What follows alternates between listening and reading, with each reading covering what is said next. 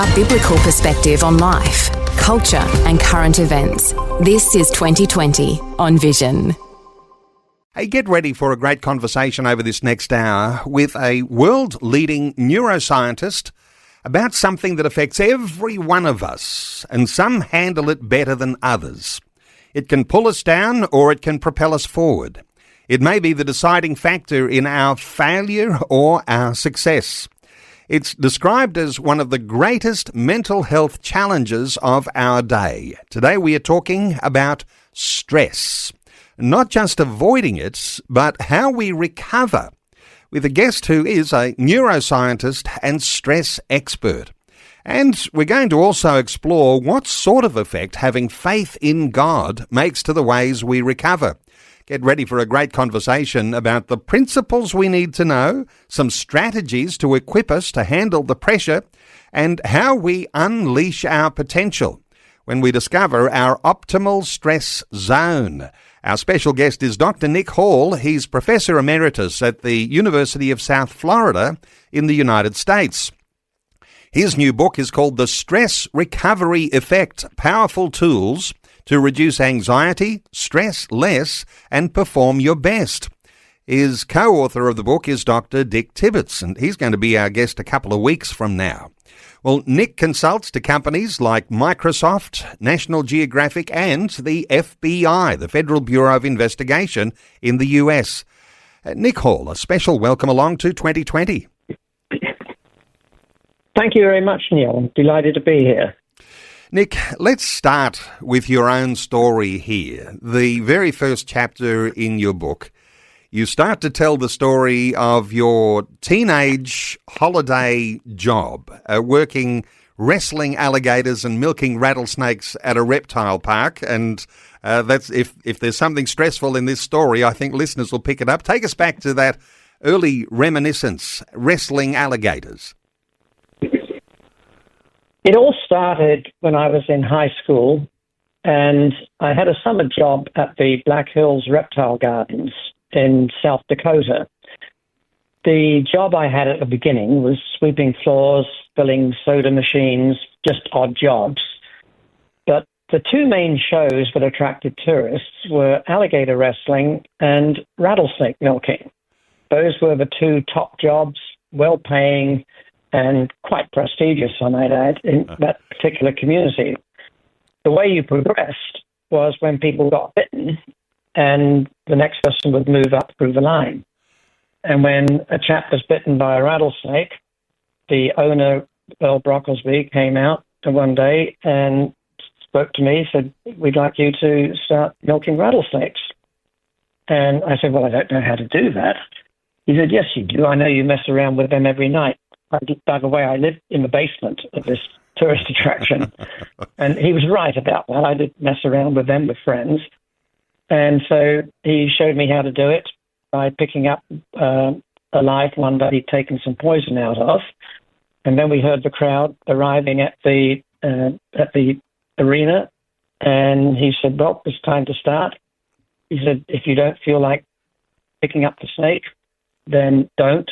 But if you do and you get bitten, I'll be standing in the audience with my razor blade ready to cut it open and get the poison out." And so that was my baptism in milking rattlesnakes. Well, the insurance policy was so high for the alligator wrestler and the rattlesnake milker, he liked to have the same person do both jobs. So when the alligator wrestler was bitten, I moved up another notch, and that became my job. Now, since the other chap had been bitten and couldn't show me how to do it, I had to basically learn by his description. And I lasted a week before I got bitten. And so from what I understand it, Nick, you actually had your thumb caught in the alligator's mouth. And at that point in time, we're at risk of being death rolled into the water. Take us back to the sorts of experience you have there, because we're going to be talking stress.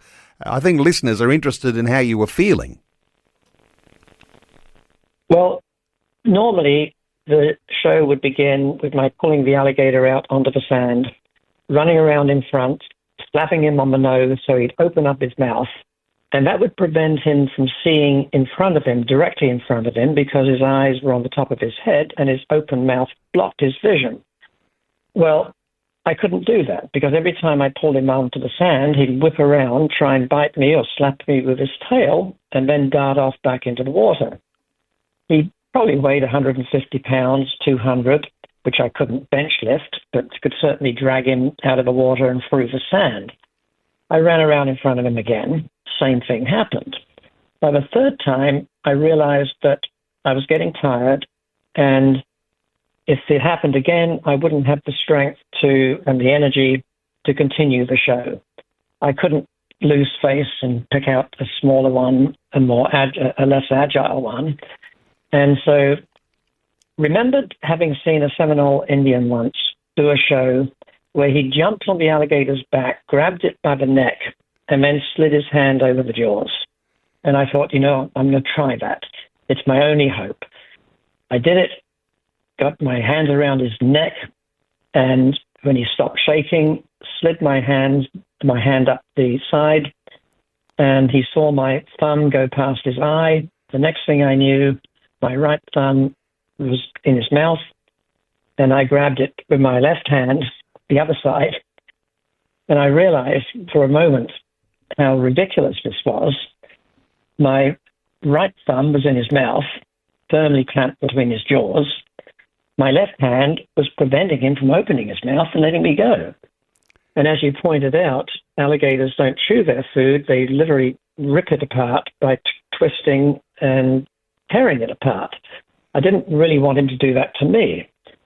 And so it all seemed like minutes, but I think it took less than probably 30 seconds, no more than 1 minute.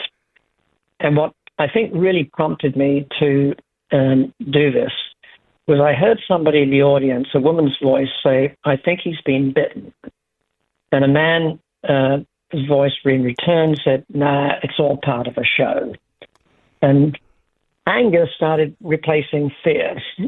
And at that point, I thought, you know what, I'm going to take a chance. I'm going to let him go with my left hand, hope that he opens his mouth enough. He did, and I was able to escape. There wasn't time to really be fearful at the moment. It all happened so quickly. But afterwards, when I was, my boss used a toothbrush to scrape the sand out of the injury. And when I went I rode my bicycle to the local hospital to get a tetanus shot. And I literally passed out when I was sitting there on the gurney waiting for my injection. That's when the stress really set in. During the moment, everything was fine. I was in that fight-flight mode.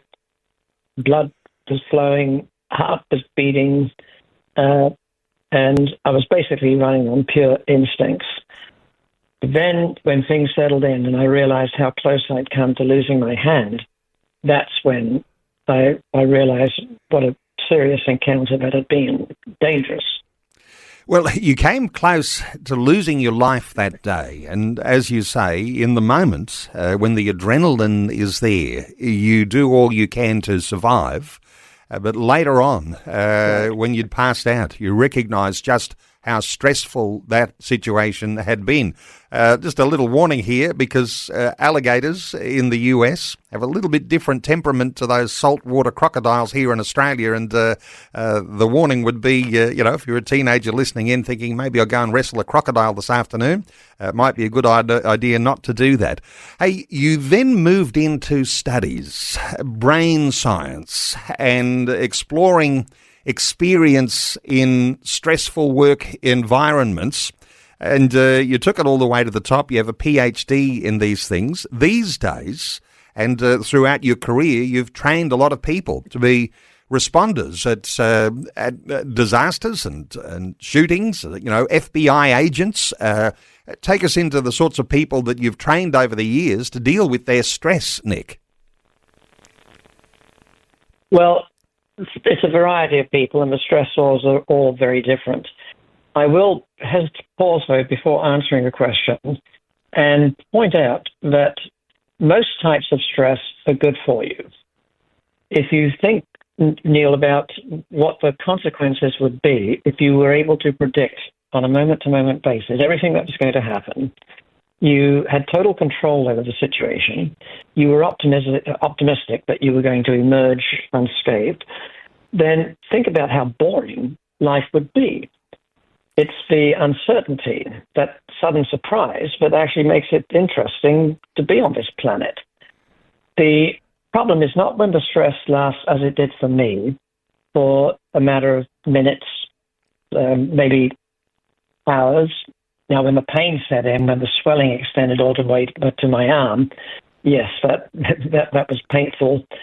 But every day I was getting a little bit better as the swelling went down and the infection subsided. That type of stress is what what's called the brain pituitary adrenal axis came about to make sure we stayed alive, provided our body with the oxygen, the glucose it needed in order to not only function, but function at a higher level as we attempted to escape, or we decided we were going to fight this out. It's when the stress is measured in weeks, months, maybe years. When a person works at a job that they hate, that they're stuck there because they need the health benefits or other circumstances, or they're locked into a very miserable relationship and they just can't escape for a variety of reasons, which could be legitimate. It's that relentless stress when we stay in that fight-flight mode for extended periods of time, but it takes a toll on your heart, your arteries, your very well-being. Just about, there's not a corner of the body that is untouched by that type of relentless stress. Now, going back to your specific question, what about the professionals? The FBI agents actually handle stress very well because they've had superb training. When an agent is selected to go on a dangerous fugitive task force, they're very confident that they know how to handle their weapons, they know the resources they've got, they do their homework, they learn everything they can about the criminal. And when the stress occurs, it actually mobilizes them. They become super alert, and just as anybody would when they receive some very bad news, they might be exhausted, but all of a sudden they're wide awake. And these agents are trained to do that. The people I've worked with that are far more challenging than those guys are the corporate athletes, the ones who don't get a break, the ones who are hit with unexpected economic circumstances or a change in the environment in their organization, the competitiveness of always competing with other salespeople for a contract. That's the type of stress, unlike the athletes I've worked with, who, when the season is over, they get to recover. It's the ones who experience it day in, day out. They can't seem to escape, and they have no optimism that anything's going to change until they retire, if they make it that long. Those are the ones who really, there's no quick solution for them. I mean, the obvious answer is get another job, do something different, force yourself to recover. But if they feel they can't do that, they just can't take the time, that's when it becomes almost insurmountable. That's the type of stress that is very, very bad for you. The other types are actually good. They stimulate growth. Visions 2020 with Neil Johnson. A biblical perspective on life, culture and current events. Wonderful to have you with us on this Thursday edition of 2020. We are talking stress. And our talkback line is open on 1800 316 316. You can also send us a text on 0447 488 316. Our special guest is Dr. Nick Hall, Professor Emeritus at the University of South Florida. We're talking about his new book called The Stress Recovery Effect. Let's get practical for a few moments here, Nick, and there's lots of dimensions. I feel like we're glossing over a lot of important things, but for listeners who recognise that they're victims of this bad stress, as you rightly say, of course, the stress that keeps going day after day, month after month, year after year, and almost a traumatic situation, the sorts of things you might do to take control and to recover from that. What do you think for listeners today who might want some practical insight? Well, there are two aspects of stress that need to be addressed simultaneously. One is the perception of events, your interpretation. What are your beliefs that are resulting in your feeling that what is happening outside of your inner world is detrimental to your health? But that's perception.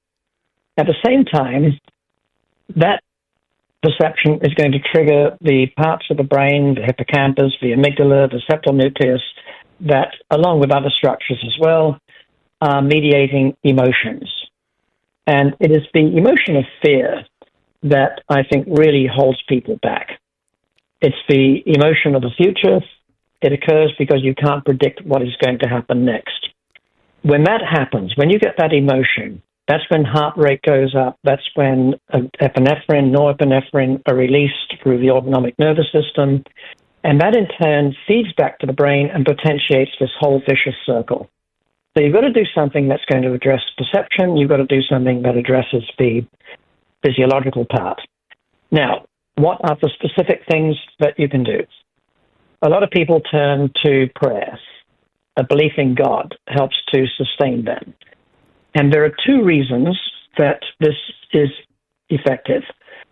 One is, of course, divine intervention. That cannot really be put to the scientific experimental model. But nonetheless, I believe that just because we are not clever enough to figure out how to study something doesn't mean that it doesn't exist. From a very practical standpoint, you've used the word control. I used it as well. It's when you feel helpless, you feel you have no control, that your emotional well-being goes into a downward spiral. Now, I had an experience many years ago when I was speaking to a group of health professionals, and it was in the southern part of the United States, what we call the Bible Belt. And I was talking about all the things that people can do, deep breathing, for example, the things that Dick and I talk about in the book. And she came to me during the break and she said, I don't want control. I've got cancer. I want God to take control and take care of me for him.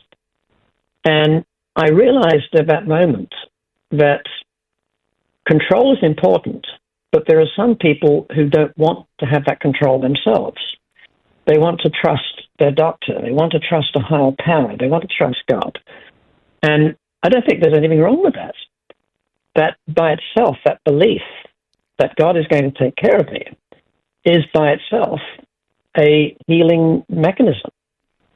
At the same time, people pray. When they pray to God, they are disclosing their feelings.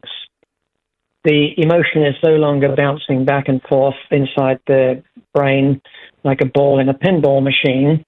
It's now forcing them to translate their feelings into words. That takes time. And as they hear the prayer, as they hear themselves speaking, this resonates back to them. And, it provides them a little extra time. It takes time to translate feelings into words. And so that constitutes a little bit of a recovery period. It's a break. Not to mention, they might get sick and tired of hearing themselves talking about their problem. And the research supports this. It's a very effective strategy to speak. If the person were to go to a therapist and engage in psychotherapy, all that is really is a trained person guiding them to basically explain their feelings and even help them find their own solution. So certainly a belief in God is a very powerful way for some people to activate this whole process. But stress, yes, is good for you.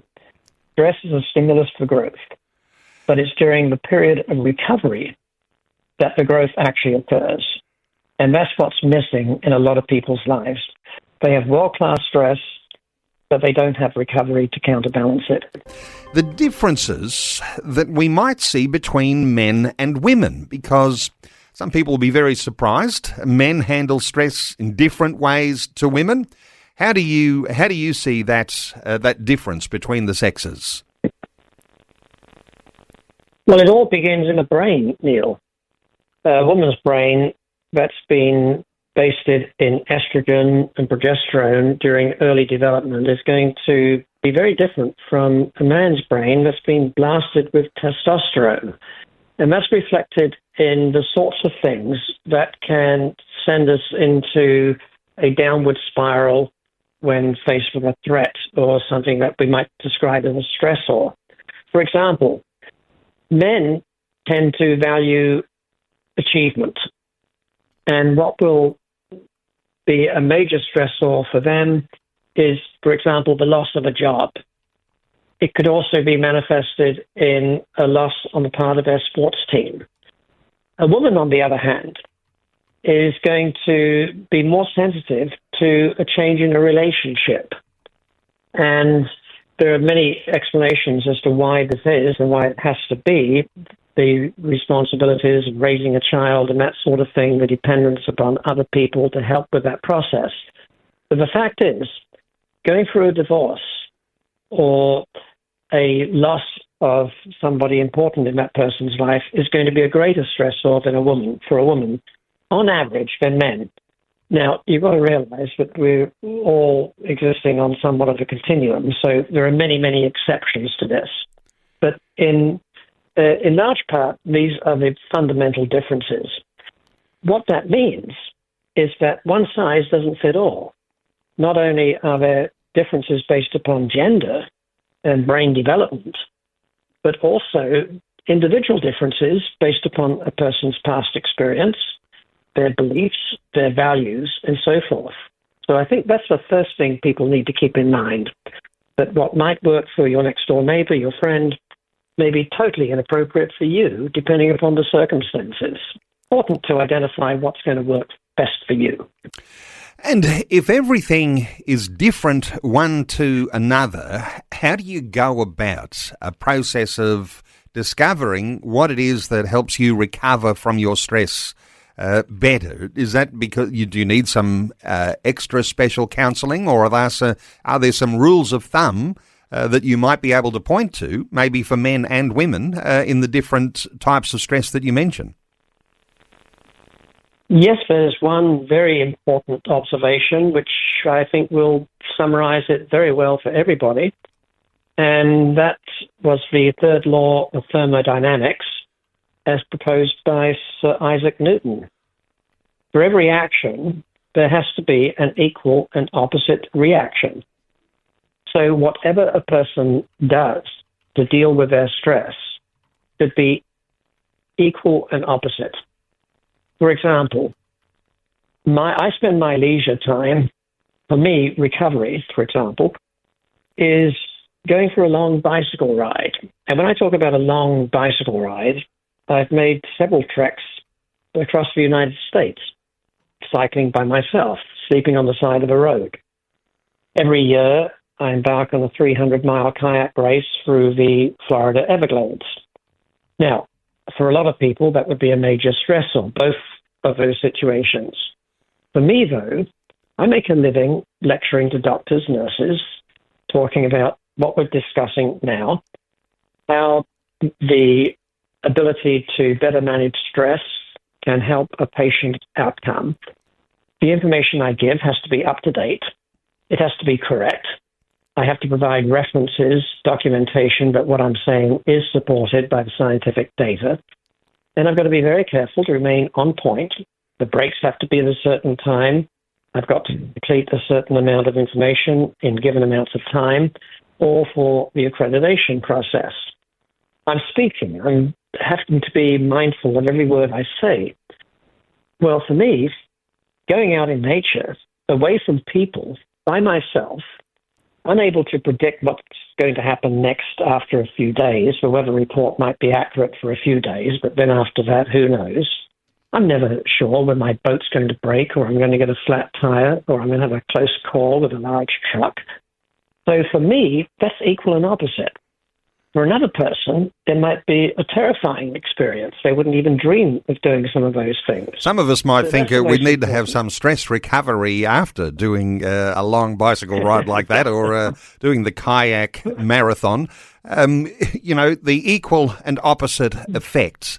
How does that work with, people who've gone through all sorts of challenges? You're losing sleep at night. I imagine then your sleep routine becomes important, or you're challenged with all sorts of health issues. I imagine your nutrition and things like that. So in those sorts of areas, the equal and opposite effect, how does that work? Well, let's say your job is working in a very busy emergency room, or you're a pharmacist and you don't even have time to take a proper lunch break. You're on your feet the whole day. You don't get proper feedback as to how you're doing. For you, recovery would be something that would be very relaxing. Engaging in prayer, for example, a form of meditation. Just going for a nice quiet walk away from people. On the other hand, if a person is doing a job that is incredibly boring and there's no real satisfaction from it, then you don't want to go home and meditate. You don't want to do Herb Benson's progressive muscle relaxation or John Kabat-Zinn's mindfulness meditation. That'll put you into a coma. You need to go out and get involved in a master's competition sports program, play some tennis, or sign up for community theater. Have to memorize a script, experience that adrenaline flow when the curtain opens up and you worry about, am I going to flub my lines? And so that's what I mean by opposite. And each person has to make that determination. They have to, first of all, identify what is it that's really troubling me? What is it that's causing my stress response?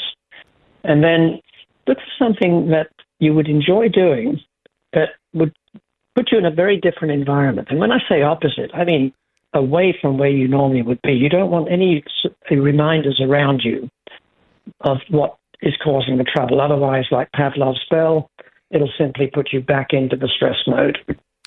Okay, so we've got the equal and opposite reaction to your stressful situation. And I'm wondering here, because you said a little earlier, not all stress is bad. There might be some ways that we look to recover from a stressful situation, but you talk about an optimal stress zone. And that's going to be different for every individual too, and somehow or other you've got to work to identify that. But it's this optimal stress zone that you say is actually really good, and it's not just about surviving. This is the thing with your stress that makes you thrive. How do you identify that optimal stress zone? Well, let me first describe what exactly it is and what happens if you aren't there. If you have too little stress, then you are likely to commit errors of omission. You leave things out. You don't do things that are important for you to do. If you have too much stress, you commit errors of commission. You do something rash. You go off in reptilian mode and do something that's going to be detrimental, make things worse. That was an observation made back in, I believe it was 1908, more than 100 years ago, by Yerkes and Dodson I believe at Harvard University in Boston. And they did this experiment, and is referred to as the Yerkes-Dodson law. It's been found applicable in all sorts of circumstances. I observed it when I was working at the FBI Academy and working with people who were going out on hostage rescue attempts, who are working on dangerous fugitive task forces. And we would create these scenarios at the Academy where we would recreate with professional actors the scenario where an agent had actually died in the line of duty. And it was all created in a fictitious town called Hogan's Alley. There was a bank, laundromat, theater, houses, everything you would find in a city except people. It was a training ground for FBI agents as well as for the Marines at the nearby Marine base who would train for urban warfare in this little town. And it was very realistic. I put heart rate monitors on the agents. Now, this was back in 1980s, and the agents would go through the procedure of identifying where in the building the bad guy was, the criminal, bank robber, whatever the scenario. And not like on television, they don't go crashing into the building unless it's unless someone's being held hostage, for example. There are exceptions, but usually they're collecting data, they're looking around corners with mirrors, they're using heat-sensitive material to identify where in a building a person might be hiding. And very meticulously they go in. And then their heart rate might be normally, let's say, resting heart rate probably in the low 60s, 60 beats per minute. That would be a very healthy person. Then when they're collecting intelligence, it'll go up to, let's say, maybe 80, 90 beats per minute. When the action unfolds, when the bad guy comes crashing out of a ceiling tile, shooting, the heart rate will go up to maybe 120 in just the few moments it took me to describe that scenario. And anyone who exercises know that you have to run for a lot longer than that to get your heart rate from 80 to 120. Now, what you want to see is that heart rate come back down very quickly to maybe 105, 110. Some agents will stay up there. Their heart rate will go up to 120, 130, and it'll stay there. They are the ones who commit errors of commission. They'll shoot their weapon without taking into account there might be an innocent bystander on the other side of the drywall. They might not. They won't notice the action that's going on, perhaps behind them. The person whose heart rate goes up to maybe 75, 80 during the intelligence collection, and then when the scenario unfolds and there's a lot of uncertainty, their heart rate might bounce up 5 beats, maybe 85 beats, maybe 90. They're the ones who are going to leave their guns still cocked on a counter, the ones who won't notice the shadow go past the window, indicating that there's another person, another criminal there. That's what I mean by the types of mistakes made. The ones whose heart rate goes up and comes back down to around 110, they'll be in that sweet spot. They'll be in that ideal performance state. It's somewhat equivalent to a marathon runner who hits the zone. They feel like they can go on all day. The endorphins kick in, their heart rate is pounding, but everything seems just right. And so that's the ideal performance state. You want to have one foot in the alert phase, the fight-flight mode. That's going to make you aware of what's going on, but at the same time, you want one foot in higher processing so that you contemplate the consequences of the choices that you're currently facing. Nick, does all of this principle, and I think listeners will be able to hear what that might be like for those people in a high-stress, physical, even laying your body on the line profession like being an FBI agent, do these same principles operate just the same when we're running a business, when we're in the workplace and we're under pressure in our jobs, or in those family situations where we've got relationship issues, we've got teenage children, just to say that? Is there optimal stress zone principles that we can function under and not get swept away in all of these bad emotions? Well, I think there is. And the only problem, though, as you noted at the beginning of this discussion, is it's going to vary for each person. There's no magic heart rate. There's no set of physiological parameters that you can use to say, aha, I'm in that sweet spot. This is where I need to be. You have to sort of find it for yourself, for your circumstances. And so that's the tricky part. But people who do this, who practice, discover that it is possible to do. Now, I think we have to be careful as well to say, people shouldn't just go out and practice being in that spot. What they should do is practice recovery. Dick and I both have done this technique. He with motorcycle riders, motocross racers who are under extreme stress. I've done it with the FBI agents. And that is, you can train your body to recover automatically. And you do it through the best recovery method, in my opinion, that exists, and that is through exercise. And I think walking, brisk walking, you carry on a conversation, but you'd rather not. So you're not in the anaerobic zone. You're taking in plenty of oxygen, but at the same time, your heart rate is up. That's where you stay. Let's say your heart rate is around 80 beats per minute, and I'm just throwing that number out there. Then you speed up. You speed up till you get your heart rate up to 90% of your maximum.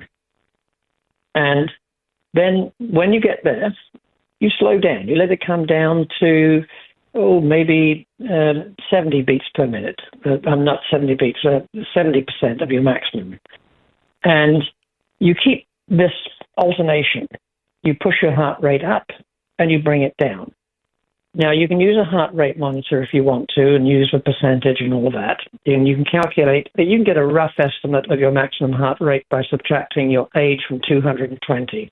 Very inaccurate. Does not take into account individual differences, how well you've trained, all that. But it's a starting point. The other way, much easier, the conversational.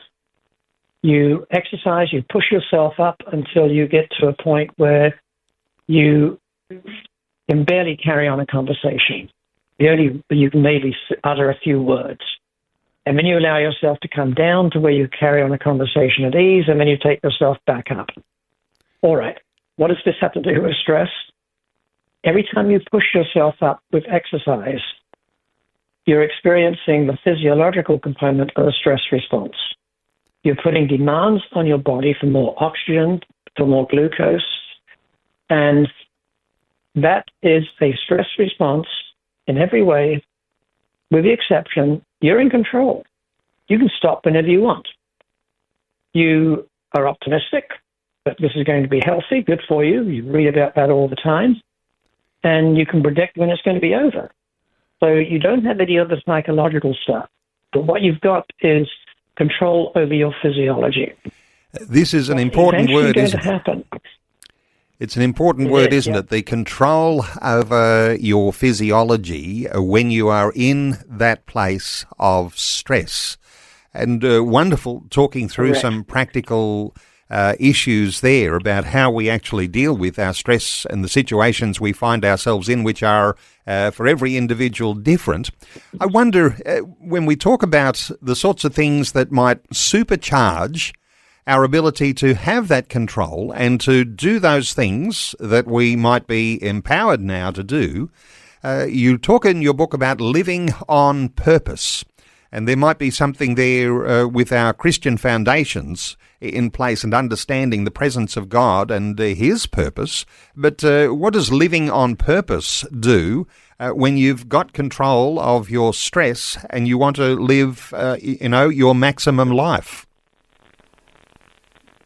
Well, the sense of purpose is not going off in a random sort of way. It's having a goal. My definition of success is making progress towards a worthwhile goal. That's it. When I go on my bike rides, when I go on the kayak races, my goal is not to get to the finish. My goal, because I don't have control over that. There are all sorts of things that could interrupt the trip and delay me. So my definition of success, making progress. And it's basically, I'm going to keep that bicycle going 15 hours a day. That's how much sunlight I've got during the summer when I do these cross-country rides. In the kayak races, I keep the boat moving 16 hours a day. And there are places to sleep, beaches, mangroves in the swamp.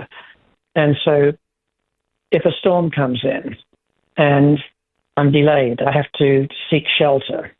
And I stay there in my tent for maybe 10 hours. I'm studying the charts. I'm looking at the maps. I'm watching the weather forecast. and planning what I'm going to do next, I count that as progress. I'm making progress. So I don't feel like a failure at the end. And now my purpose, my overall purpose is, of course, to get to the end. But that's my reward. That's my reward for having taken the steps along the way to do everything that I have control over. And I have control over how I use my time. So I think sometimes a purpose by doing this can actually take control over their lives, and it doesn't matter what their purpose is, what the objective is. I've been defining it in very real terms in terms of completing what I do for recovery. But for other people, it might be something very different.